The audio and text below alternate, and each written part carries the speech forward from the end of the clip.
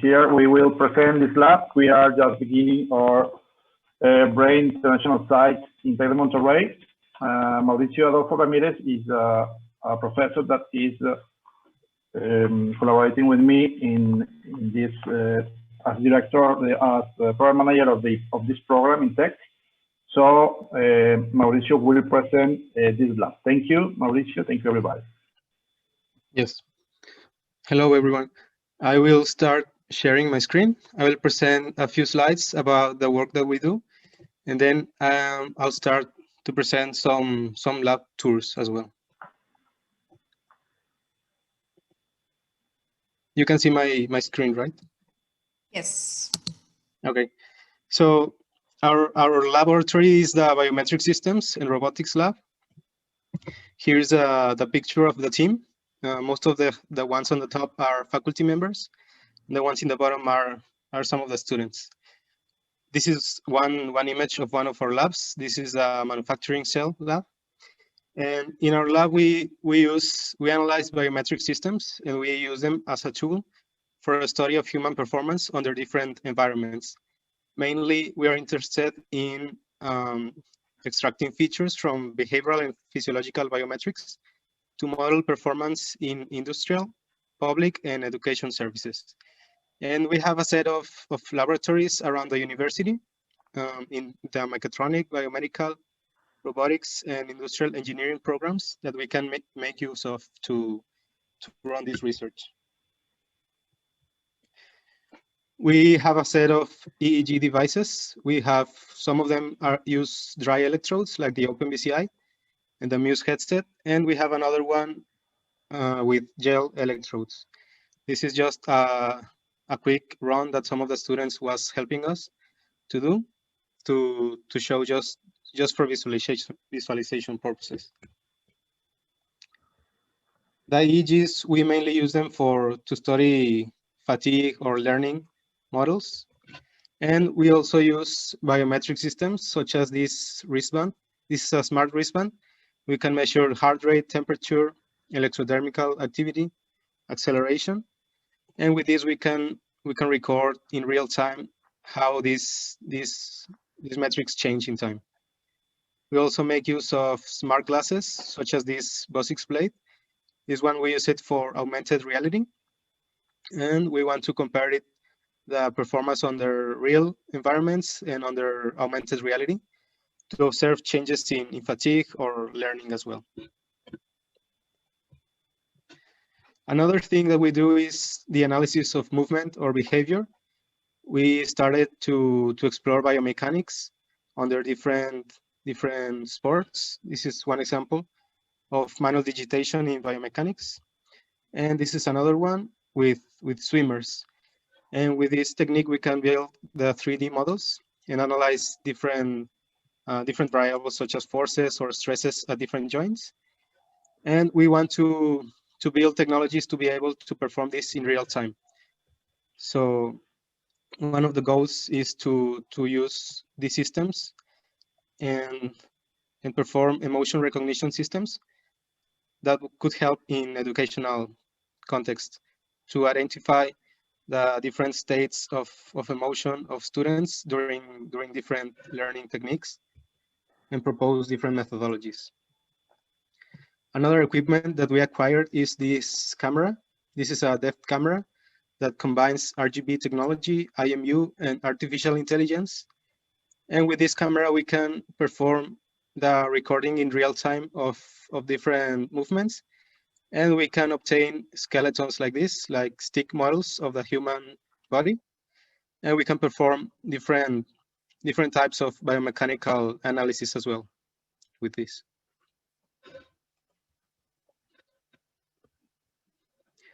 Another thing that we use is the 3D model space reconstruction.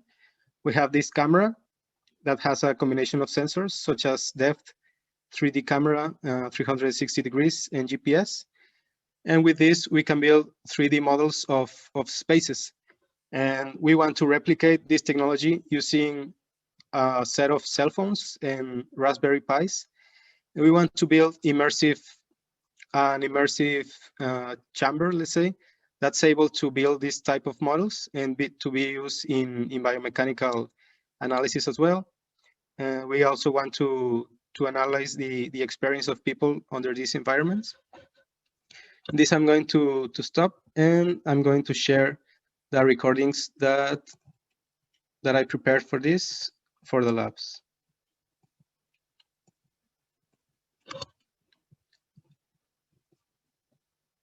Just give me a moment. Okay, this is one of the labs that we have access at Tec de Monterrey. This is the collaborative robots room. In this space, there are a combination of different robots, such as these ones in the back. These are collaborative robots.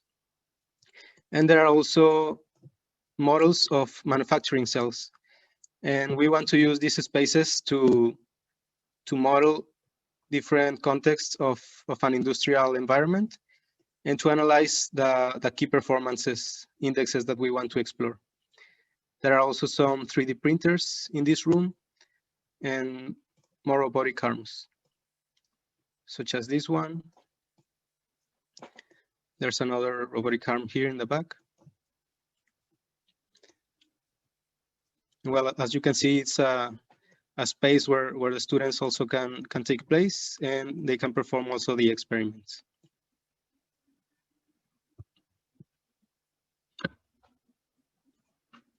I'm going to share another one of the labs. Just let me, okay. This is the manufacturing cell lab. This one is similar, but it has more equipment. There are more manufacturing cell models that we can use to explore the same concepts. There are more robotic arms here. This one is a bit more equipped than the other one, but the concept is similar, the things that we want to explore. So you can see the labs.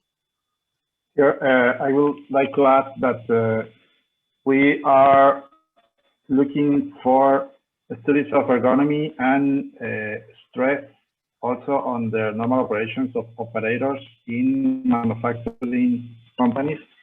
So this laboratory is mainly for industrial engineering and mechatronics engineering programs, but we will be validating some of our algorithms and some experiments in controlled environments like this. As you can see here, is like a manufacturing cell 4.0.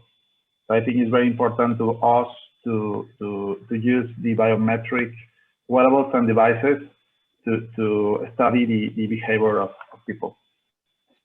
So Mauricio, also, if you can share the links here yes. in the chat for everybody who would like to explore more slowly these labs, you can do it. Yes, I'll share the links here in the chat. You can explore more in a more comfortable way. Actually, you can just click on them on your cell phones. And you can have a more fast view.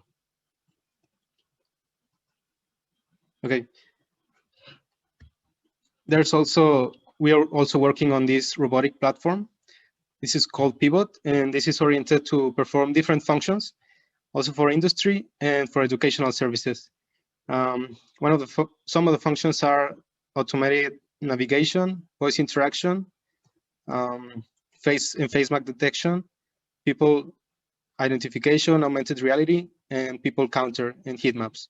This is done through a combination of sensors and through the work of a lot of students and collaborators and industry partners.